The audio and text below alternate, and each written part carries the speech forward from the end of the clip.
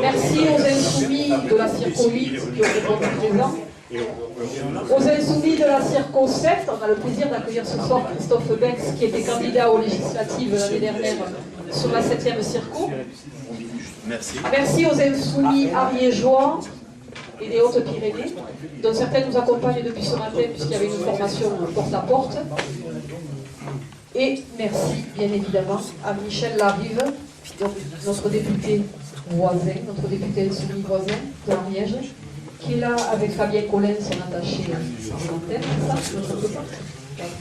Donc, Michel, on est ravis de t'accueillir. On sait que ton emploi du temps est serré. On sait le boulot que tu as bas avec les autres camarades à l'Assemblée nationale. Merci de prendre le temps de venir nous rencontrer et de soutenir la candidature de Philippe Gimenez et de Sophie Deschamps. Je ne vais pas parler très longtemps. J'excuse Manuel Bompard, qui devait être avec nous ce soir, mais qui n'a pas pu venir suite à un contretemps de dernière minute. Il sera là néanmoins pendant la campagne et viendra nous aider au moment du porte-à-porte. Et petit geste symbolique, Michel, oui. Tu as vu les bonnets en arrivant. Oui. On les a, je te l'offre en avant-première parce qu'on vient de les récupérer aujourd'hui. Donc nous avons de super bonnets. Cet été, on avait les casquettes, les t-shirts. Là, on s'équipe pour passer l'hiver. On a le bonnet. Et si vous me permettez, donc j'en offre un à Michel Larive.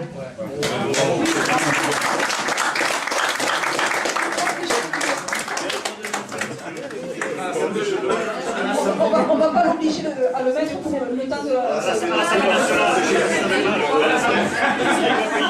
On a le maillot à sortir.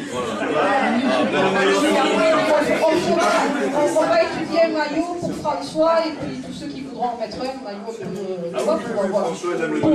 pour casser le dress code. François Ruffin aime les maillots. Voilà, pour casser le dress code, contente de vous imposer. Comme si la représentation et l'importance... Le pire, ce ne sera pas pour nous, ce sera pour les femmes. Voilà. S'il faut remettre la cravate, par contre, les femmes, ce sera des jupes en dessous du genou. C'est chouette. Comme en 1922.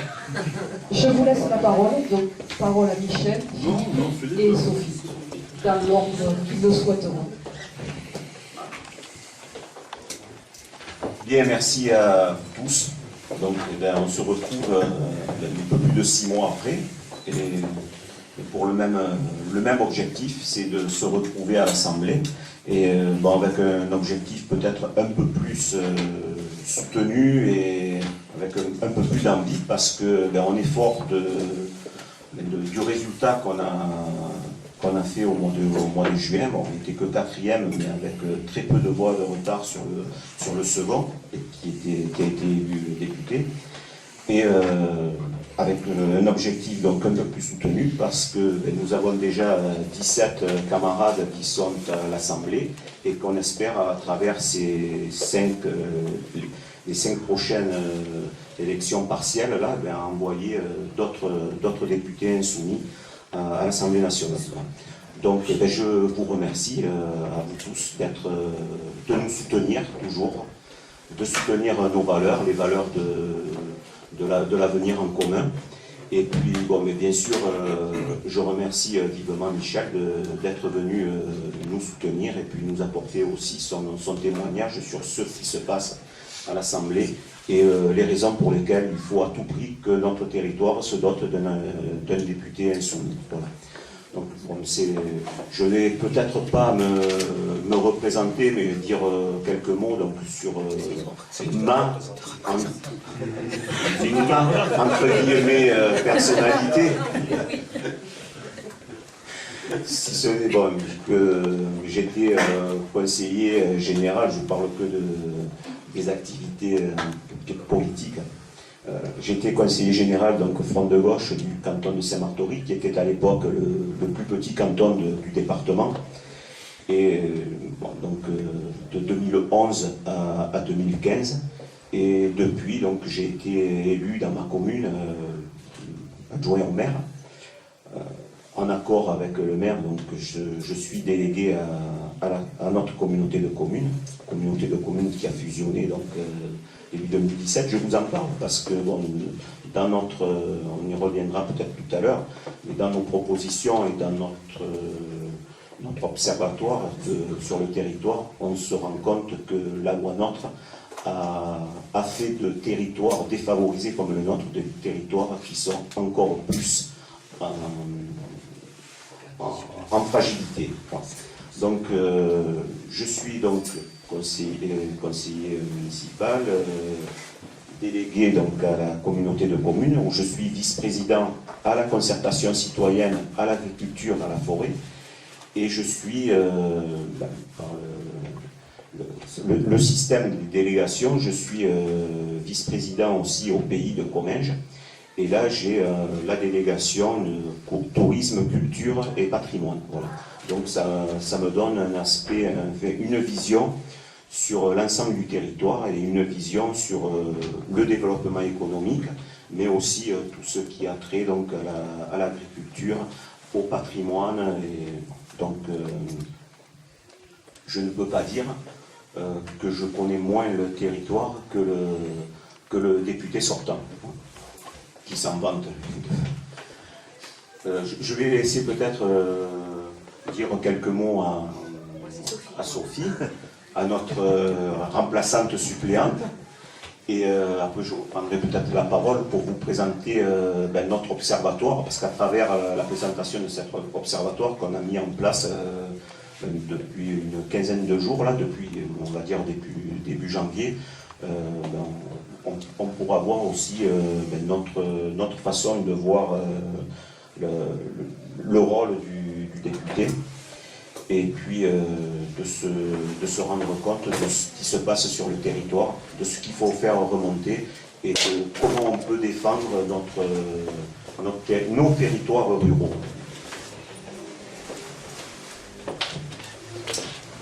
Bonsoir à tous. Alors,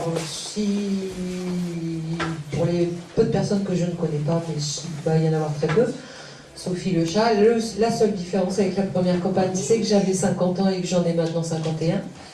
Que je n'ai pas de cursus politique, contrairement à Philippe, mais ça vous le savez déjà, puisque moi j'ai été choisie en Assemblée Générale en début de campagne sur non seulement mes convictions, mais sur aussi mon militantisme syndical et associatif. J'étais jusqu'à il y a très peu de temps fonctionnaire de collectivité territoriale au service animation. Je ne le suis plus puisque j'ai demandé une mise en disponibilité pour convenance personnelle, donc je ne suis... je ne vais pas dire que je suis rien, parce qu'en fait on est tous rien, paraît-il. Donc je suis disponible, voilà, en disponibilité, donc disponible, mais convaincue et persuadée qu'on peut effectivement faire beaucoup mieux que la première fois. En tout cas, en faisant aussi bien, on peut aller plus loin. Voilà, le territoire, moi je connais plus le nord de notre circonscription, puisque j'habite plus près de Bérap et de Rieux. Donc c'est ce qui a fait aussi le choix de notre binôme, c'est qu'on a une circonscription très très étendue. On a 283 communes et je représente plus le nord de la circonscription, alors que Philippe est plus basé dans le Comminges. Voilà. Et c'est important parce qu'on a une des plus grandes circonscriptions de France, avec un territoire vaste et difficile à parcourir entièrement. Donc merci pour votre motivation, parce que la taille de notre circonscription fait qu'effectivement, si on veut arriver cette fois-ci à convaincre encore davantage, on va avoir besoin de porte-parole, on va avoir besoin de bras vaillants et de jambes prêtes à faire des marches sans fin sur un territoire immense.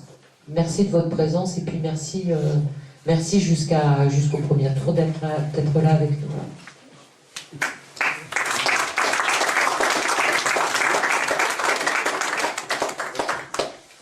Donc par rapport au territoire, et avant de passer la parole à Michel, qui lui parlera d'une manière un peu plus, prendre prendre un peu de recul par rapport à ces territoires ruraux et donner sa vision et son bilan à l'Assemblée. Donc notre territoire n'a pas changé depuis le mois de juin. On a toujours, comme le disait Sophie, 120 km entre le Luchonnet et Riom et Toucharamé. C'est 283 communes, comme elle a dit. Et puis c'est toujours le même taux de pauvreté. Alors bon, vous avez pu lire peut-être cette semaine, la semaine dernière, sur la Gazette, qu'en fait on avait une petite amélioration au niveau du chômage, mais le taux de pauvreté, lui, n'a pas changé. On est à 17 ou 18% donc, de taux de pauvreté. Sur la moyenne nationale, c'est 13-14, donc ça fait 4 points au-dessus, avec des pointes sur certaines communes comme Montrégeau, Saint-Gaudens ou Caser, qui a à plus de 20%, 23, 24%, des fois 25%. C'est quasiment une personne sur 4 qui vit en deçà du seuil de pauvreté. Donc c'est un territoire qui est fragile, avec des secteurs donc, urbains, on va dire, qui sont encore plus fragilisés. Le taux de chômage, comme je vous le disais, il s'est amélioré, mais on est toujours 3 ou 4 points au-dessus. Donc 4 points sur un territoire comme le Comminges et le Savès, ça représente 1000 emplois de déficit par rapport au département et à la moyenne nationale, puisqu'on a un département qui est à peu près équivalent à la moyenne nationale, c'est entre 9,5 et 10%. Nous, ici, on est à 14%, avec des pointes, toujours pareil, sur certains territoires à près de 20%. Voilà, donc c'est vraiment un territoire qui est fragile. Un territoire qui est aussi avec très peu de perspectives. Très peu de perspectives, parce qu'au niveau de l'éducation, on a, et ça vous pouvez les consulter, donc c'est un des fruits déjà enfin, de notre observatoire, là, de notre observatoire citoyen sur l'écosocialisme et les biens communs comme on l'a défini. C'est donc moins de perspectives, parce qu'au niveau de l'éducation, on est en déficit aussi. On est en déficit sur les collèges avec un taux de mention au brevet qui est en deçà des moyennes départementales et nationales, avec un taux d'accès au baccalauréat qui est en deçà des moyennes d'accès, des moyennes départementales et nationales, et on a un taux de qualification qui est très faible aussi. Donc une des propositions que l'on pourrait faire, c'est afin d'améliorer, c'est déjà de suivre au quotidien ce qui se passe dans les collèges et dans les lycées. Vous avez pu voir aussi sur les médias qu'il y avait des problèmes de violence au lycée Norbert Casteret, donc parce qu'il manque de personnel d'encadrement. Mais il y a un exemple sur le collège de Salis-du-Salat. Ça fait 7 semaines qu'ils n'ont pas de professeur d'anglais.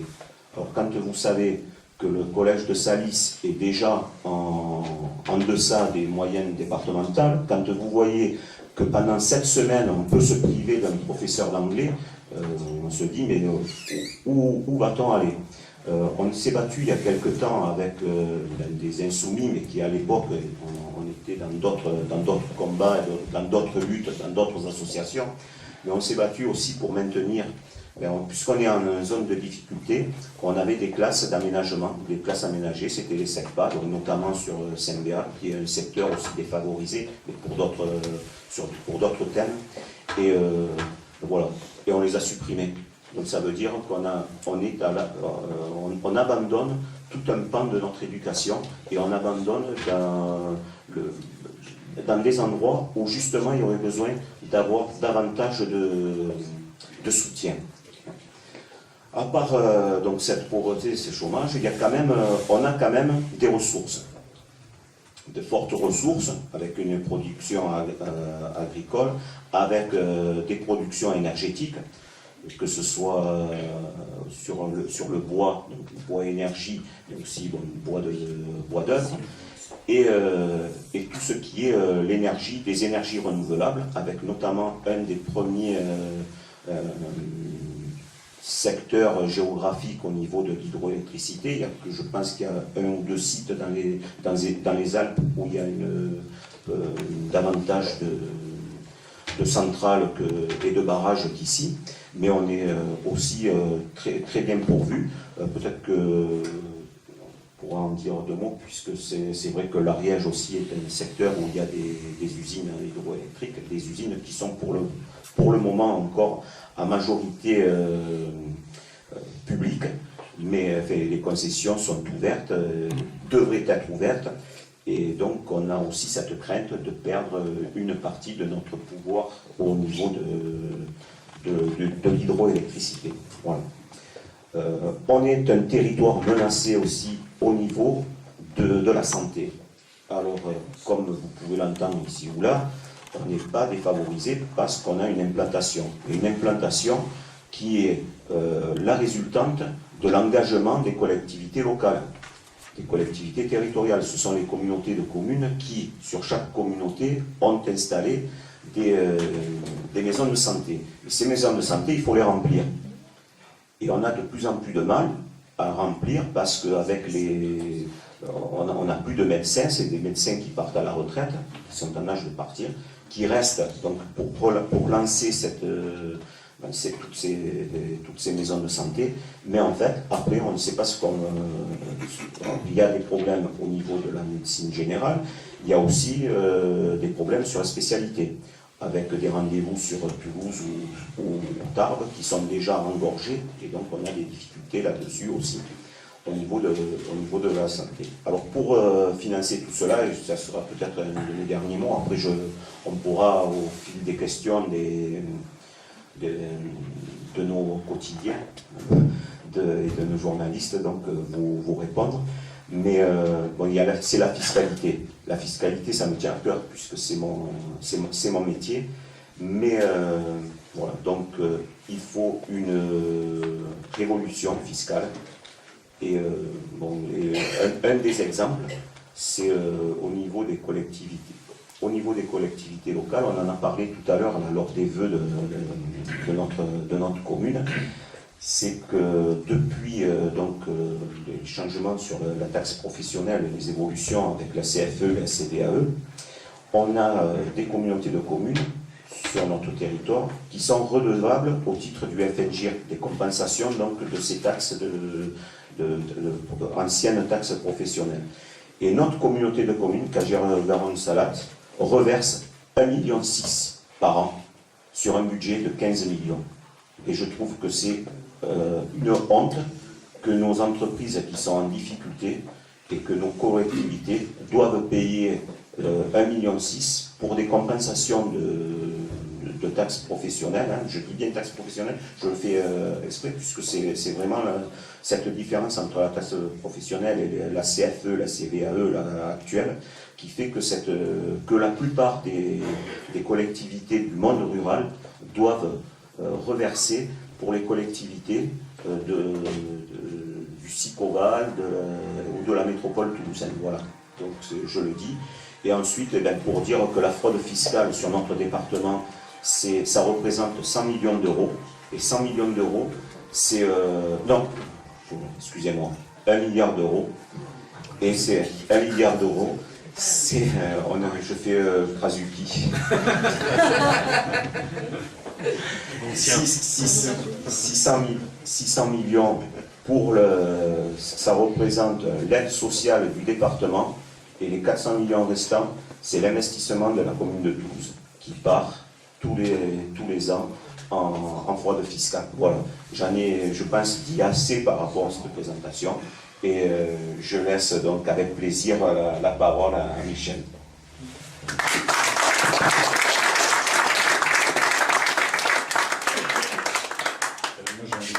D'abord, bonjour Comminges, et bonne année. Je viens en voisin vous dire que c'est possible, la preuve, en Ariège, 2 sont passés. Donc c'est possible, en plus c'est d'autant plus possible que vous, ici, vous êtes la seule opposition.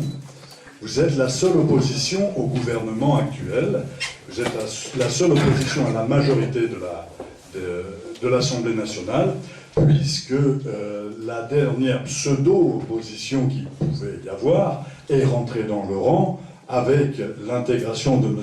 Olivier Dussopt au gouvernement. Je vais vous raconter juste une anecdote.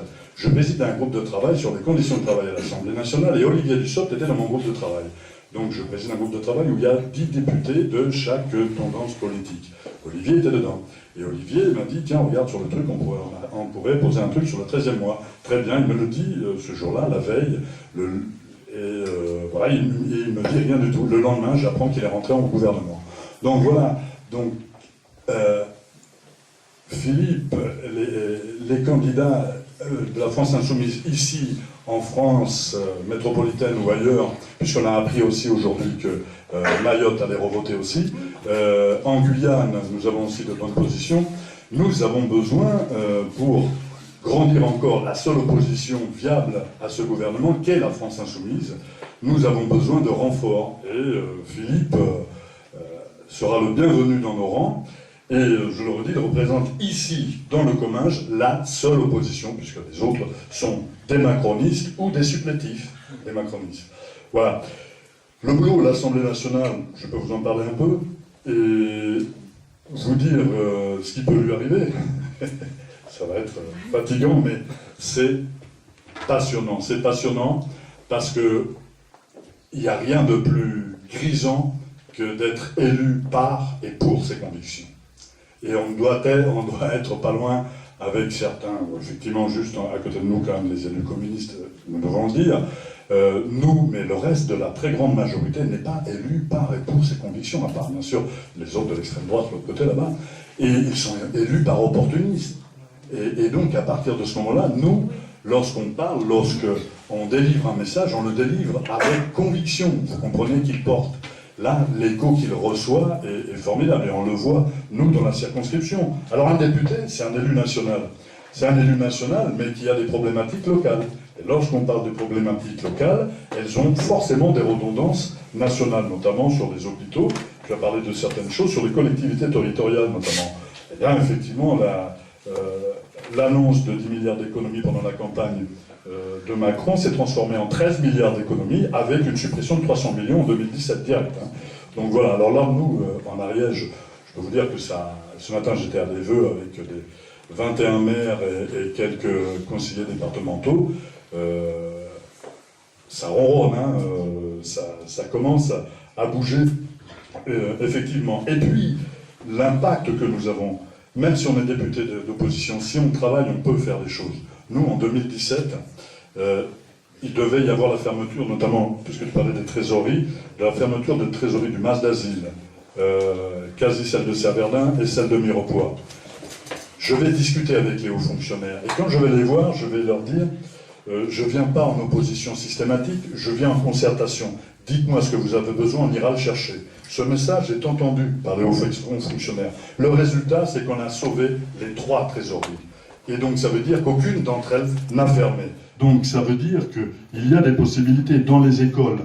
Nous avons réussi, en soutenant les luttes légitimes des parents d'élèves et des professeurs et des instituteurs dans les établissements scolaires, nous avons réussi à avoir des choses en plus et pas en moins. Alors que là, je viens d'apprendre que l'Ariège est doté de moins 7 postes. On se bat pour faire de cette tendance, pour inverser cette tendance. Donc ça veut dire qu'il y a des possibilités. Et puis, il y a ce que nous représentons. Et c'est très étonnant quand tu parlais des barrages. Les gens de la CGT Hydro, on les a rencontrés, ce sont des types formidables, on te les fera rencontrer. Ils sont, mais d'une efficacité rarissime. Et voilà, donc quand on a besoin, mais vraiment d'un truc tout à fait précis, ils sont là, et surtout, ils sont hyper dynamiques. Et ils m'ont raconté cette anecdote suivante, c'est que au début du mandat, une jeune femme avait postulé pour rentrer dans la maintenance des barrages, et c'est quand même un milieu très macho, plein de garçons et tout.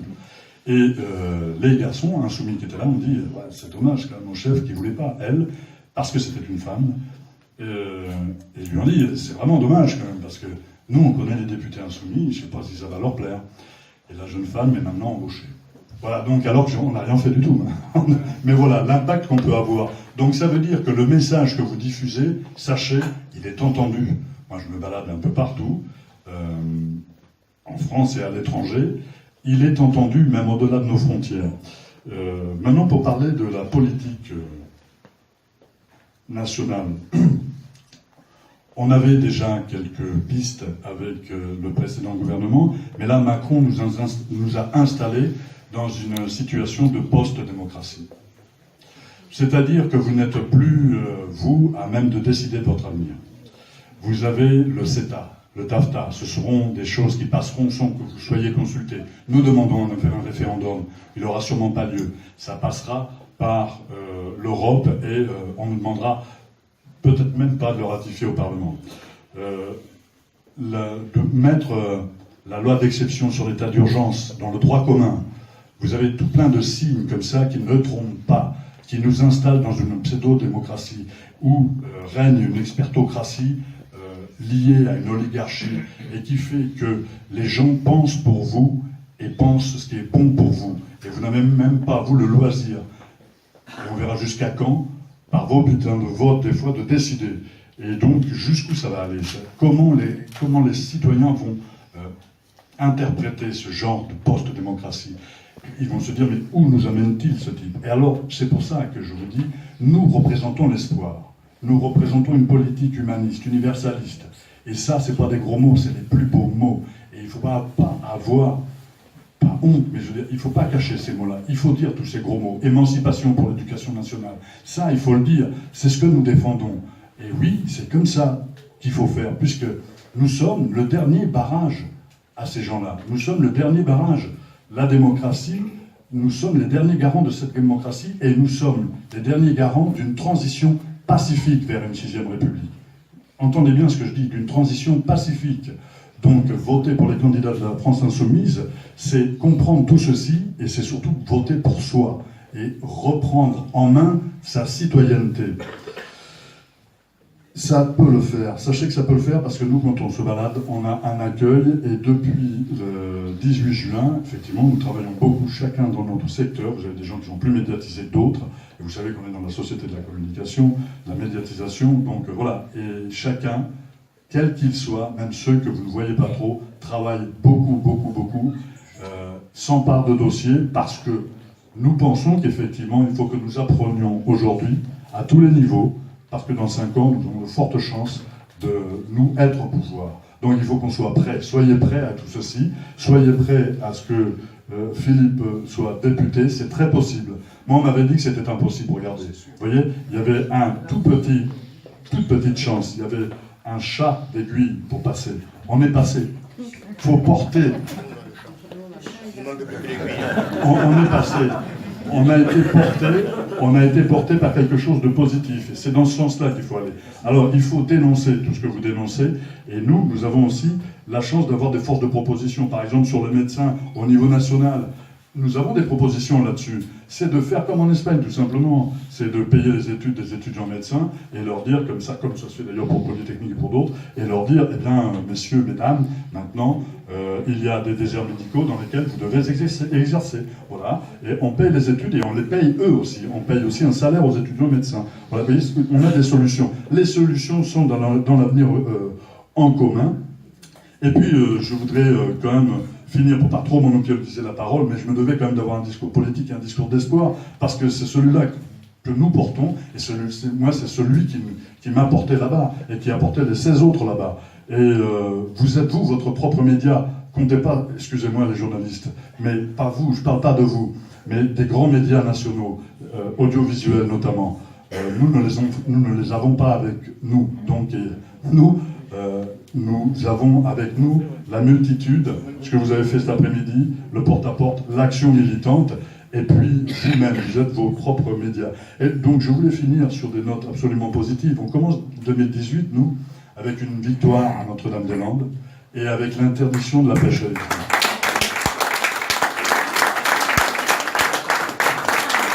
Donc, ce que je veux vous dire, c'est que c'est possible. Il faut rien lâcher. Il faut rien lâcher et on va y arriver. Et sachez que notre groupe est extrêmement soudé.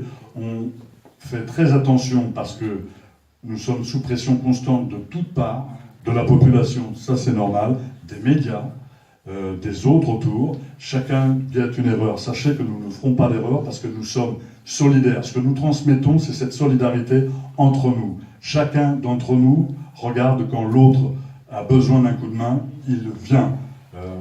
Moi, je vais partir à Nancy pour aller défendre un théâtre parce que je suis dans la commission culture. Caroline viendra sûrement en Ariège pour les hôpitaux. Vous voyez, donc, nous sommes là, solidaires des uns des autres, et cet esprit du fait d'être ensemble et solidaires, c'est celui-là qu'il faut montrer à ceux qui vont voter pour Philippe, voter pour vous. En fait, voter pour Philippe, c'est voter pour vous. Et c'est ça qu'il faut leur dire. Voilà.